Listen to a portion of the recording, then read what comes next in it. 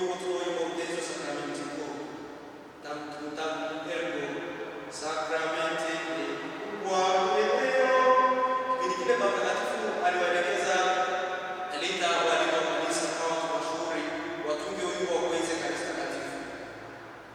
Mtakatifu Bonaventura naye alikuwepo pia. Tomaso hakuna naye alikuwepo na wengine.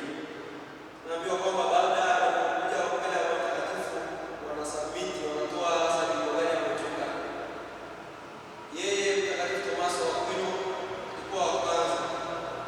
Baada ya kupeleka wimbo wake, mwanamke ulikuwa mzuri. Bonaventura alichukua mpaka kachana. Kwamba amekubali alikuwa mnyenyekevu.